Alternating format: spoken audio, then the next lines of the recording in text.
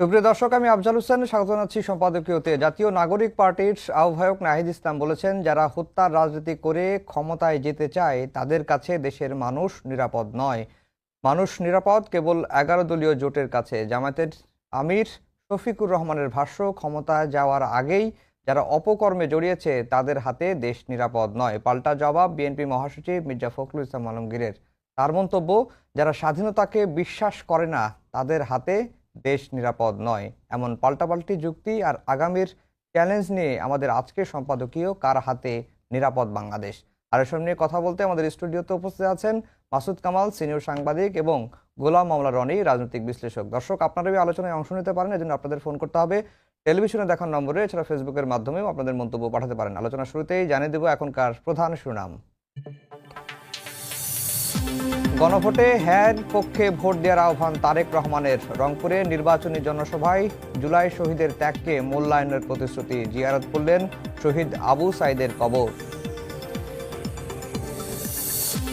প্রতিশোধের রাজনীতি করে না জামায়াত ইসলামী। কুমিল্লায় নির্বাচনী জনসভায় বললেন ডাক্তার শফিকুর রহমান, ভোটদানে বাধা দিলে প্রতিহত করার আহ্বান।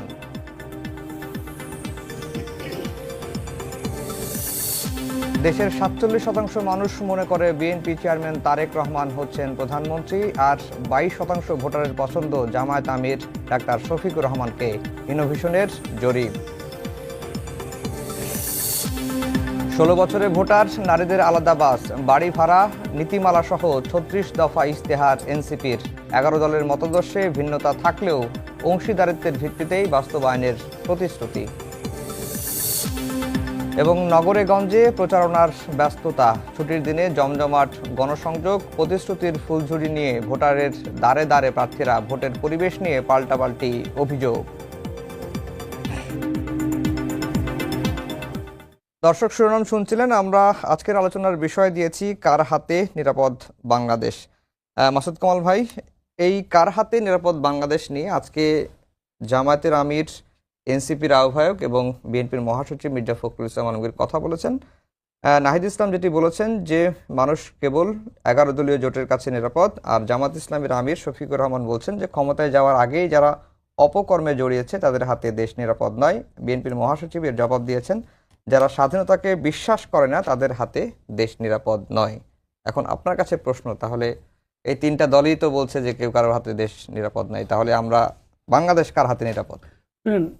এই তিন দলই বলছে তিন কথা। আমি কে বলছে কি বলছে এটা নিয়ে, কে বলছে এটা নিয়ে আমি আলোচনা করবো না, কারণ এটা মানে ওনারা তো ওনাদের মতো করে বলছে, কিন্তু কি বলছে এটা আমার জন্য গুরুত্বপূর্ণ। যে কথাটা বলেছে যে আপনার চাঁদাবাজদের কাছে দেশ নিরাপদ না, সত্য। যে বলেছে যে আমাদের স্বাধীনতাকে যারা বিশ্বাস করে না তাদের হাতে নিরাপদ না, আমি এটাও মনে করি সত্য। কাজে যাদের বিরুদ্ধে অভিযোগগুলো আছে তাদেরকে আমি বলবো, আপনারা রেকটিফাইড হয়ে যান। আপনারা এই কাজগুলো যাতে আপনাদের বিরুদ্ধে আর কেউ কখনো বলতে না পারে সেই চেষ্টা করেন, তাইলেই দেশ নিরাপদ।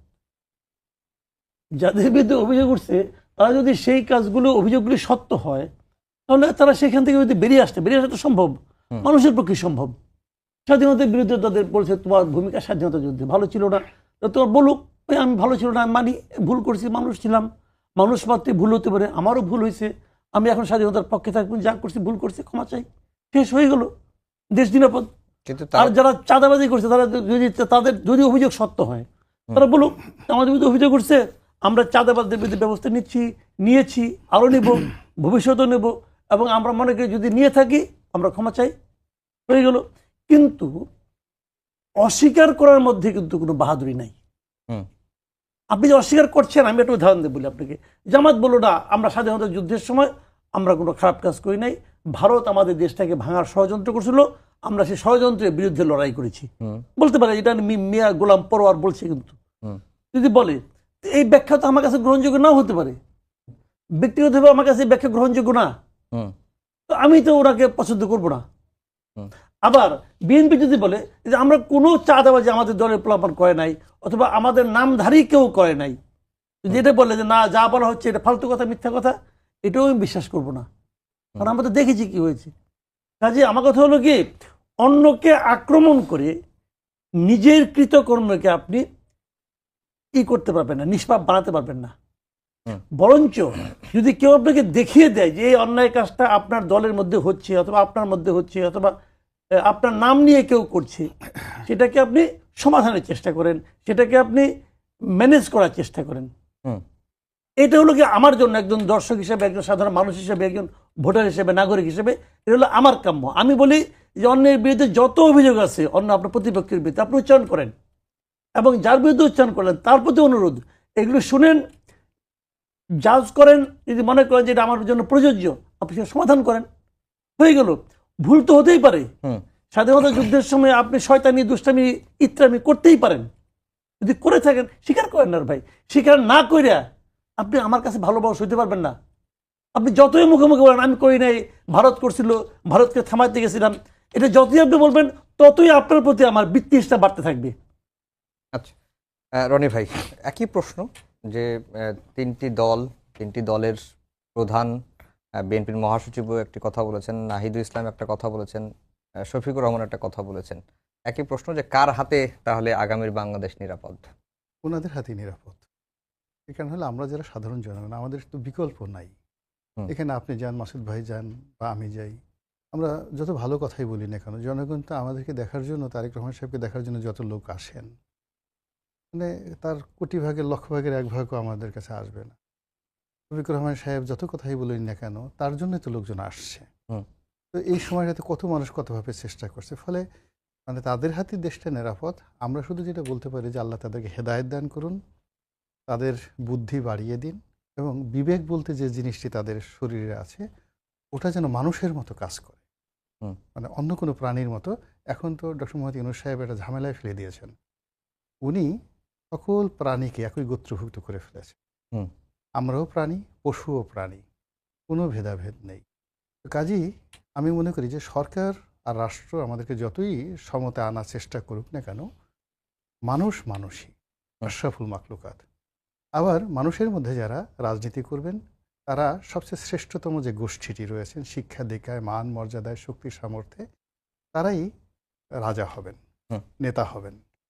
তো সেই ক্ষেত্রে আরবিতে একটা সুন্দর কথা আছে, আল্লাহ শিখিয়ে দিয়েছেন যে তোমরা আমার কাছে দোয়া করো, যে যারা মুত্তাকি, সত্যিকার অর্থে মুত্তাকি, এখানে মুত্তাকি অনেক ব্যাপক একটা অর্থ আছে, যারা সত্যিকার অর্থে মুত্তাকি, আমরা যেন মুত্তাকিদের মধ্যে থেকে নেতা পাই, অথবা আমি যেন মুত্তাকিদের নেতা হতে পারি। হুম। এখানে মুত্তাকি তাফসীর করতে গেলে অনেক বেশি সময় নেবে। এখন এই জন্য বলছি, যারাই আসেন, এখানে আসেন, তারা যেন মুত্তাকি হন, কোনো অবস্থাতেই যেন মুনাফেক না হন। তো এইবার একটা জিনিস লক্ষ্য করা যাচ্ছে ভোটের মাঠে, কিছু কিছু ব্যতিক্রম, যেমন দেখা গেল যে সবাই পাইকারি হারে, গণহারে টুপি পরে যাচ্ছেন।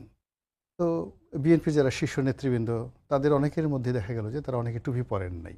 হুম। এটা আমার ভালো। যেমন একেবারে তরুণ প্রজন্ম, আমি কারো নাম বললাম না, তরুণ প্রজন্মের হয়তো নামাজও পড়ে না, শরীয়ত অন্য কিছু করে না, অজু টজু ঠিক মতো করতে পারে কি না তাও বলা যায় না, কিন্তু টুপি একটা মাথায় দিয়ে ভোটের ময়দানে ঘোরাফেরা করছে। আর তার বিপরীতে আপনি দেখেন আমাদের তারেক রহমান সাহেব বা মির্জা আব্বাস সাহেব, তারা কিন্তু এই ভণ্ডামিটা করছেন। ইটস এ গুড সাইন, হুম। এটা একটা ভালো সাইন। ২ নম্বর হলো যে আমাদের ডক্টর শফিকুর রহমান, তাকেও আমার ইদানিং খুব ভালো লাগছে। এই কারণে তিনি খুব স্ট্রেট ফরওয়ার্ড ওয়েতে কাজ করছেন, যেখানে তারেক রহমান সাহেবের যে জিনিসগুলো তার ভালো মনে হচ্ছে তিনি কিন্তু সেটা অনুসরণ করছেন। যেমন তিনি সাধারণ চেয়ারে বসেন, তারেক রহমান সাহেব এখন জামাতের আমিরও সাধারণ চেয়ারে বসার চেষ্টা করছেন। তারেক রহমান সাহেব নিজের হাতে ব্যাগ টানছেন, এখন উনি ব্যাগ টানছেন কিনা আমি এই ধরনের কোনো দৃশ্য দেখিনি, বাট তার লোকজন, জামাতের লোকজন তাকে খুব উত্তেজিত করছে যে আপনি একটু প্লেনে ওঠেন এবং নিজের হাতে তারেক রহমান সাহেবের মতো এভাবে ব্যাগ টানেন আর কি। কিন্তু তারেক রহমান সাহেবের আদলে একটা গাড়ি তিনি নিয়েছেন, বড় একটা বাসে করে আমি দেখলাম যে তিনি যাচ্ছেন। তো এটা ভালো, যে কোনো মানুষেরই ভালো দিক যদি কেউ কারো অনুসরণ করে এটা খুবই ভালো। আমাদের তারেক রহমান সাহেব রংপুরের শহীদ আবু সাইদের কবর জিয়ারত করেছেন, সবাই টুপি পরেছে, কিন্তু তিনি যা যেরকম সেরকমই থাকার চেষ্টা করেছেন। তো তার অবশ্যই অজু ছিল, অজু থেকে নিয়ে এমনি নামাজ কালাম পড়েন, তা তিনি সেটা করেছেন। আরও একটা ব্যাপার হলো যে স্বয়ং ডক্টর মোহাম্মদ ইউনূসের মতো লোক সেই প্রথম দিকে গিয়ে অনেক কান্না করার চেষ্টা করেছেন শহীদ আবু সাইদের জন্য। তারপরে যারা সমন্বয়ক ছিলেন কয়জন তো চোখ পিট পিট পিট পিট করে এমনভাবে চেষ্টা করেছেন চোখ একটু পানি পড়ার জন্য, তো চোখ দিয়ে পানি পড়েনি, এবং একটা খুব হাস্যকর বিষয় হয়ে গেছিল তো সেই দিক থেকে তারেক রহমান সাহেব এই জিনিসটা করেননি। হুম। তো এইভাবে রাজনীতির প্রচার চলছে, প্রোপাগান্ডা চলছে, তার মধ্যেও কিন্তু তাদের যে স্বতন্ত্র বৈশিষ্ট্য, রাজনীতিবিদদের শফিক সাহেব বলেন বা তারেক রহমান সাহেব বলেন, তাদের স্বতন্ত্র বৈশিষ্ট্যগুলো আমাদের সামনে চলে আসছে, দের যে অপশন। কিন্তু সমস্যাটা হয়ে গেল কি, যেখানে ত্রিমাত্রিক প্রতিযোগিতা হচ্ছে। প্রথম প্রতিযোগিতা হলো দুটো রাজনৈতিক দল কেন্দ্রীয়ভাবে জনসভাগুলো করছে, তো সেটাই আমরা দেখছি। আর কিছু পরিচিত চেনা মুখ যারা শীর্ষ নেতৃবৃন্দ রয়েছেন, তারা কিছু গণসংযোগ করছে। হুম।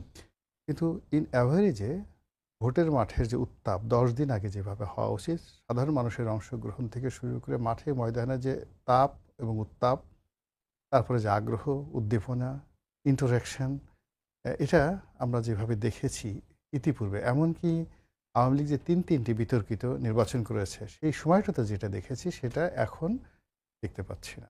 জি। আমি যে এলাকাতে বসবাস করি, আশেপাশে ভোট, মার্কা, প্রার্থী, আমি এদের নামও জানি না, দেখিও না, অথচ আমরা টেলিভিশনে দেখি যে একটা ভোট হচ্ছে, সবকিছু জি, হচ্ছে। রনি ভাই আপনার কাছে আবার আসবো। মাসুদ কামাল ভাই, আজকে আমার যতটুকু, আমি যদি ভুল না করে থাকি, যে নির্বাচনী প্রচারণা শুরুর পরে তারেক রহমান এর আগে রাজশাহীতে গিয়েছেন, সিলেট, চট্টগ্রামে গিয়েছেন। আজকে রংপুরের তিনি যে নির্বাচনী জনসভায়, সেখানে তিনি যে গণভোটটি হবে 12 ফেব্রুয়ারি, সেই গণভোটের হ্যাঁ হ্যাঁ, পক্ষে ভোটের তিনি আহ্বানটি জানিয়েছেন নেতাকর্মীদের। এই মুভটাকে আপনি কিভাবে দেখছেন? এটা ওনার পলিটিক্যাল মুভ। হুম। এটা ওনার পলিটিক্যাল মুভ। উনি হয়তো মনে করেছেন যে এই মুভটা দিলে পরে ওনার ভোট বাড়বে, অথবা উনি হ্যাঁ বলতে চান, এটা ভালো। কিন্তু এটা আমার কাছে কিছুটা আপনার মনে হয়, আমি কনফিউজ এই কারণে যে উনি যদি হ্যাঁটা চান, ভালো, এই জুলাই সনদ নিয়ে ওনার একটা পজিটিভ দৃষ্টিভঙ্গি প্রকাশিত হলো, এটা খুবই ভালো। কিন্তু আমি তো ওনার কথা দ্বারা ব্যক্তিগতভাবে প্রভাবিত নই। হুম। আমি আমার বিচার বুদ্ধি দিয়ে চিন্তা করে দেখছি, আমার কাছে মনে হয়েছে এটা একটা টোটালি একটা মানুষের জন্য একটা বিভ্রান্তিকর প্যাকেজ দেওয়া হয়েছে। এই প্যাকেজ দিয়ে আমি কি পাবো না, আমি কোনটা চাই কোনটা চাই না, এটা কোনো কিছুই প্রমাণ হয় না। দ্বিতীয়ত, আমি গণভোটটাকে আসলে আমি আইনগতভাবে আপনার অবৈধ মনে করি। হুম।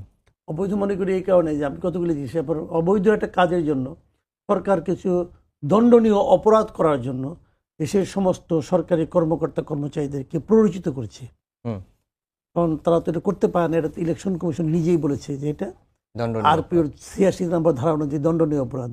তার মানে সমস্ত ডিসি কিন্তু এই দণ্ড অলরেডি এই অপরাধ করে ফেলেছে, তাদের সবাই দণ্ড হওয়া উচিত। এবং এই দণ্ডর মাত্রাও এখানে আরপিওতে লেখা আছে, এবং টুর্নামেন্ট মিনিমাম 1 হবে। বছর আর ম্যাক্সিমাম 5 বছর। সব ডিসির মিনিমাম 1 বছরের জেল হওয়া উচিত, বেশি হইতে পারে আমি জানি না, যদি কেউ মামলা করে জনগণের, এটা অন্যায় করেছে গভর্নমেন্ট। এইগুলো একটা। 2 নম্বর কথা হলো, অধ্যাদেশ দ্বারা আপনি গণভোট দিতেও পারেন না। অধ্যাদেশ হলো সেই জিনিস, যে অধ্যাদেশের আইনটা আপনি পড়ে দেখেন, ওখানে আপনার ওটা কতে লেখা আছে যে যে বিষয়গুলি সংসদ আইন প্রণয়ন করতে পারে, হুম। হুম। কেবল সেগুলি নিয়ে অধ্যাদেশ দেওয়া যায়। গণভোট তো আইন করতে হবে না, গণভোট তো করতে হলে সংবিধান সংশোধন করতে হবে। হুম। আমাদের তো একসময় সংবিধানে ছিল এটা, আপনি সংবিধান সংশোধন তো সিঙ্গেল মেজরিটিতে হবে না, সিম্পল মেজরিটিতে হবে না। সিম্পল মেজরিটিতে আপনি আইন প্রণয়ন করতে পারবেন, যেগুলো আইন প্রণয়ন করা যাবে কেবল সেগুলি উনি অধ্যাদেশ করতে পারবেন। রাষ্ট্রপতি আদেশ দিলেও তো গণভোট আপনি চালু করতে পারেন না, টোটালি একটা বেআইনি কাজ করতেছে। জি। আর গণভোটের ফরম্যাটটা ওইটা না। সারা দুনিয়া যেসব উদাহরণ দেয় ওগুলো কি, আগে সংসদ ঠিক করে যে আমরা এটা করতে চাই, তারপরে তারা ভাবে যে এটা আমরা করতে চাচ্ছি, এটা কি ঠিক হচ্ছে, তখন তারা জনগণের কাছে এটা আবার পাঠায়। এটাই গণভোটের নিয়মিত এগুলার যে ফরম্যাট। তা এটা হলো সংসদের কোনো খবর নাই, উনি আগে গণভোট করে সংসদের উপর চাপাই দিবে এবং বলবে তুমি এটা বাস্তবায়ন করো, তাও করবে, সংসদের উপর করবে না। উনি আবার আরেকটা পরিষদ করবে, সংবিধান সংস্কার পরিষদ, এমপিরা 2 বার শপথ দিবে। 2 বার শপথ দিবে কোন এক্টে, কোন আইনে, আইনগুলোকে? জি।